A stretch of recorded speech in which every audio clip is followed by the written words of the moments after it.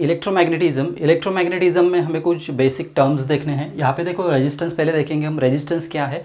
It is basically the property of a substance to oppose the flow of electric current. मतलब electric current को flow होने के लिए जो अपोजिशन होगा उसको हम बेसिकली बोलेंगे रेजिस्टेंस। ओके, सो रेजिस्टेंस का सिंबल क्या है? It is the symbol of an resistance. ये सिंबल है, सपोज उसको हम आर से डिनोट करेंगे। So resistance indicated by R and the unit of an resistance is ohm. Unit is ohm. Ohm का सिंबल है ये वाला। So it is a ohm. Then हमें देखना है रेजिस्टिविटी। रेजिस्टिविटी देखने के लिए हम एक वायर कंसीडर करेंगे। सपोज हमने एक वायर कंसीडर की हुई है, इसका ये क्रॉस सेक्शनल एरिया हम कंसीडर करते हैं A. Cross sectional area is A and the length of the conductor और a wire it is small A, L. Okay, so resistance यहाँ पे देखो, सपोज हम कंसीडर करते हैं, मैंने ये लेंथ इंक्रीज़ की, वायर की लेंथ इंक्रीज़ की, मतलब रेजिस्टेंस इंक्रीज़ होगा। लेंथ इंक्रीज़ हो रही है, रेजिस्टेंस इंक्रीज़ हो रहा है। मतलब जो रेजिस्टेंस हम कंसीडर करेंगे, resistance is directly proportional to the length. Length increase हो रही है, रेजिस्टेंस भी इंक्रीज़ हो रहा है, so it is directly proportional. मैंने suppose area of cross section increase किया, सो रेजिस्टेंस डिक्रीज़ होगा। ईजिली इलेक्ट्रॉन्स फ्लो होंगे इससे। एरिया इंक्रीज़ किया तो ईजिली पास होंगे electrons. So area resistance is inversely proportional to the area और a cross sectional area. इन दो इक्वेशंस को हम कंबाइन करते हैं। सपोज ये फर्स्ट और सेकंड इक्वेशन है। So R is directly proportional to, हमें मिलेगा एल अपॉन ए। आर हमें मिला एल अपॉन ए। ये प्रोपोर्शनलिटी साइन हमने निकाल दिया तो क्या आ जाएगा? यहाँ पे कांस्टेंट हम कंसीडर करते हैं, R is equal to rho L upon A. तो यहाँ पे रो है रेजिस्टिविटी, रो को हम बोलेंगे रेजिस्टिविटी। कांस्टेंट क्या है? It is a resistivity. So resistivity का फॉर्मूला क्या आ जाएगा? ये ए है तो यहाँ पे आर को मल्टीप्लाई होगा, डिवाइडेड बाय यहाँ पे एल होगा। सो यहाँ पे आ जाएगा R A divided by L. Okay, so this is basically the formula for the resistivity. It is an resistivity. So इसका सपोज हमें यूनिट निकालना है। सो यूनिट कैसे निकालेंगे? रेजिस्टेंस का यूनिट है ओहम, एरिया का यूनिट है metre square, divided by length, length का यूनिट है मीटर। सो एक मीटर यहाँ से कैंसिल हो जाएगा। सो फाइनल यूनिट हमें मिलेगा, इट इज़ ओहम मीटर। मतलब रेजिस्टिविटी का यूनिट क्या है? It is ohm metre. बाद में हम देखेंगे current. What is an current? Current is basically the rate of flow of electrons और a charge particles per unit time. So current की डेफिनेशन है, current is equal to rate of flow of charge per unit time. और in terms of Ohm's law हम current का और एक formula देखते हैं। So I is equal to, it is simply V upon R. ये formula है current का। ओके, बाद में देखो पोटेंशियल। पोटेंशियल क्या है? हमें पता है, सपोज हमने कंसीडर किया plus charge and the minus charge. Suppose यहाँ पे है प्लस चार्ज, यहाँ पे है माइनस चार्ज। सो ये अपोजिट चार्जेस है। सो इनमें क्या होगा? It is a force of attraction. There will be the force of attraction between two charges. So यहाँ पे फोर्स ऑफ अट्रैक्शन होगा, मतलब ये दोनों एक दूसरे को अट्रैक्ट करेंगे because it is opposite charges. Suppose हमने सेम पोलरिटीज़ वाले चार्जेस कंसीडर किए, यहाँ पे प्लस प्लस कंसीडर किया, माइनस माइनस कंसीडर किया। सो ये रिपेल करेंगे, एक दूसरे को रिपेल करेंगे दोनों चार्जेस। मतलब यहाँ पे देखो, ये जो हम चार्जेस कंसीडर कर रहे हैं, इन चार्जेस में एक एबिलिटी है कि वो कुछ तो वर्क कर रहे हैं, अट्रैक्ट कर रहे हैं या रिपेल कर रहे हैं। So the ability of a charged particle to attract or repel is called as an potential. So जो ability रहेगी चार्ज पार्टिकल की, वो जो कुछ तो वर्क डन कर रहे हैं, उसको हम बोलेंगे it is a potential. So potential की डेफिनेशन क्या होगी? So potential is simply the work done per unit charge. It is work done per unit charge. Charge कितना वर्क डन कर रहा है उसको हम बोलेंगे पोटेंशियल। बाद में सपोज अभी देखना है पोटेंशियल डिफरेंस। पोटेंशियल डिफरेंस मतलब क्या?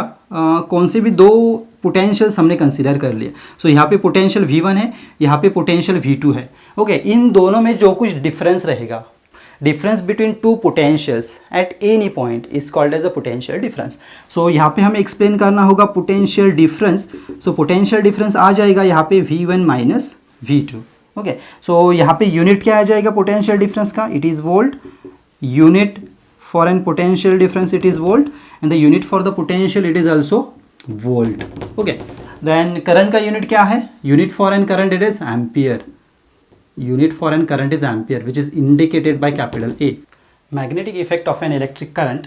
यहाँ पे देखो, यहाँ पे हमने एक कंडक्टर कंसीडर किया हुआ है, ये है conductor, it is N conductor, और इससे हम करंट पास कर रहे हैं। हमें पता है when the current passing through the conductor magnetic field generates around the conductor.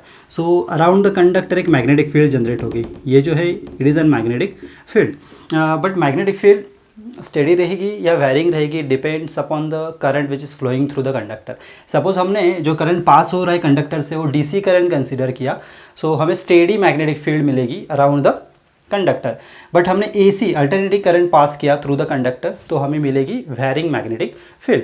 सो ये बेसिकली है magnetic effect of an electric current. उसके बाद हम देखते हैं dot and the cross conventions. Dot and cross conventions हम क्यों यूज़ करते हैं? हमें पता होना चाहिए कि जो करंट पास हो रहा है कंडक्टर से वो उस करंट की डायरेक्शन हमें पता होनी चाहिए। So by using an dot and the cross convention we are defining the direction of an current which is passing through the conductor.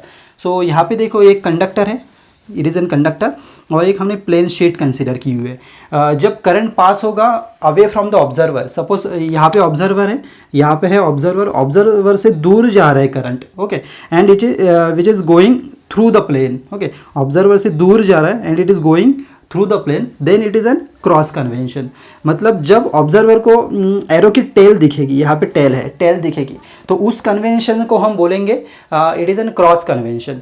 अभी डॉट कन्वेंशन देखेंगे। डॉट कन्वेंशन में देखो यहाँ पे एक कंडक्टर है, ठीक है, यहाँ पे सपोज ऑब्जर्वर है, सो ये करंट ऑब्जर्वर के पास आ रहा है। So if the current coming towards the observer then it is an dot convention. और ऑब्जर्वर को यहाँ पे इसका एरो का टिप दिखेगा, ओके, सो ये एरो का यहाँ पे टिप दिख रहा है, that means it is an dot convention.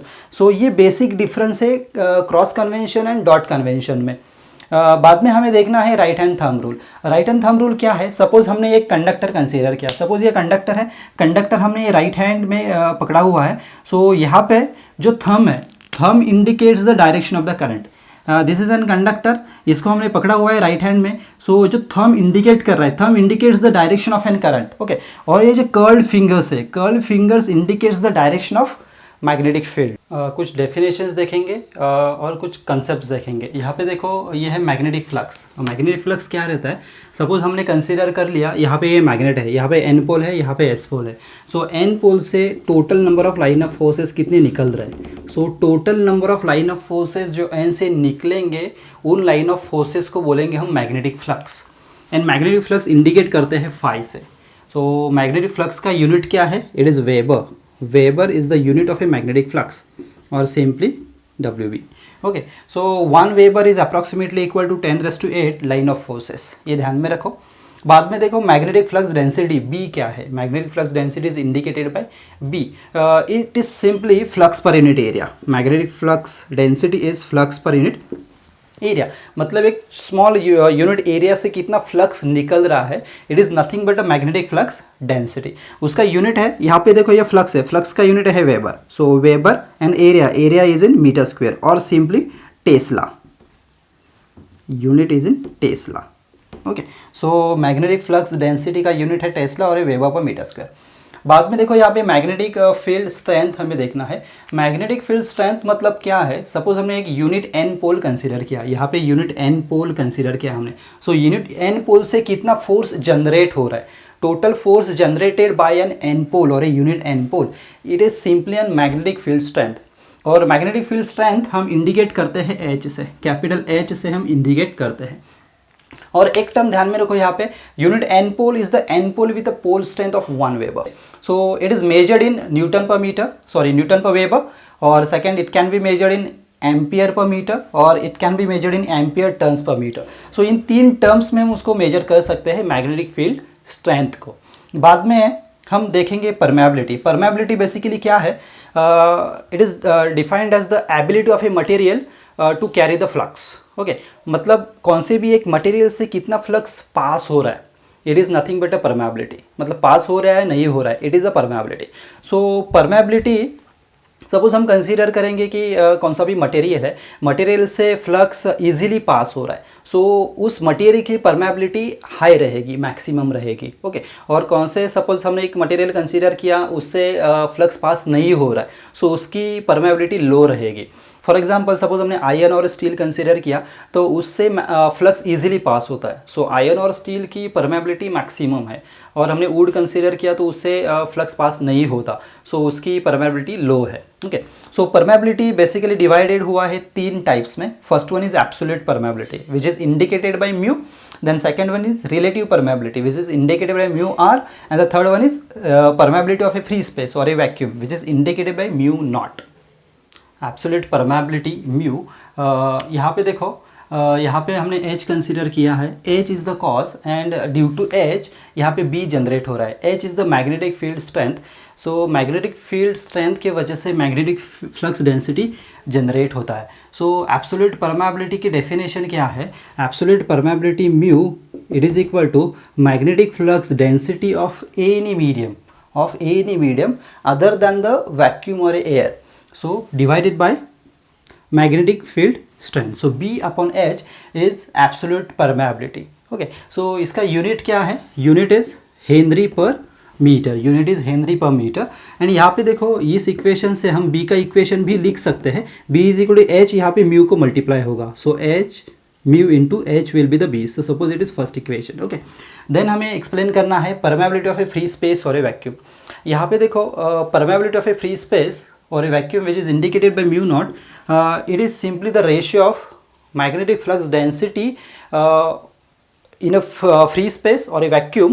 That means यहाँ पे देखो mu naught is equal to B naught divided by H. So यहाँ पे जो मैग्नेटिक फ्लक्स डेंसिटी हम B naught कंसीडर कर रहे हैं, it is for an magnet, मतलब मैग्नेट जब हम फ्री स्पेस में या वैक्यूम में पुट करेंगे तब हमें जो मैग्नेटिक फ्लक्स डेंसिटी मिलेगा it is N B naught. So mu naught is a ratio of magnetic flux density when the magnet kept in a air or a vacuum to the magnetic field strength for the same magnet with the same conditions. Okay, so mu naught is equal to हमें मिला B0 upon H. so इसका भी unit है, it is henry per metre. इसको rewrite करते हैं, suppose B naught का equation हमें लिखना है, so B naught is equal to हमें मिलेगा, it is B naught is equal to μ0 into H. Suppose ये हमारा सेकेंड इक्वेशन है, सो एच यहाँ पे हमने मल्टीप्लाई कर दिया, so B0 is equal to μ0 into H. Okay, बाद में देखना है हमें रिलेटिव परमेबिलिटी. रिलेटिव परमेबिलिटी की डेफिनेशन क्या है? Relative permeability is simply the ratio of B to the B naught. Relative permeability is B to the B naught. That means it is a ratio of magnetic flux density in any medium to the magnetic flux density in air or a vacuum. It is an relative permeability. इसका unit यहाँ पे unit less quantity है, because हम B को ही B से divide कर रहे हैं, सो यहाँ पे यूनिट लेस क्वांटिटी है. बाद में यहाँ पे देखो ये हो गया mu R is equal to B upon B nought. Suppose हमें निकालना है relation between mu R and mu nought, तो हम कैसे निकालेंगे? From equation 1 and 2. और सपोज ये हमारा थर्ड इक्वेशन है. थर्ड इक्वेशन क्या है? Third equation is mu R is equal to B upon B nought. And B का इक्वेशन क्या है? यहाँ पे B इज इक्वल टू है म्यू इंटू एच. सो यहाँ पे पुट कर देंगे हम mu into H. B naught क्या है? B naught is mu not into H, so it is mu not into H. So यहाँ पे देखो एच गेट कैंसल्ड, यहाँ पे है म्यू आर. सो यहाँ पे म्यू यहाँ पे रहेगा और म्यू नॉट यहाँ पे मल्टीप्लाई हो जाएगा. सो यहाँ पे म्यू इज इक्वल टू हमें मिलेगा mu not into mu R. So this is the relation between mu nought and mu R. Suppose यहाँ पे देखो mu R is a relative permeability and it is equal to 1. Mu R is equal to 1 for air और vacuum. Suppose air और vacuum रहा तो relative permeability क्या रहेगी? For air and vacuum it is 1. So mu is equal to हमें mu naught मिलेगा for air और vacuum. One more thing यहाँ पे ध्यान में रखो, म्यू नॉट की वैल्यू है 4 pi into 10⁻⁻⁷ Henry per metre.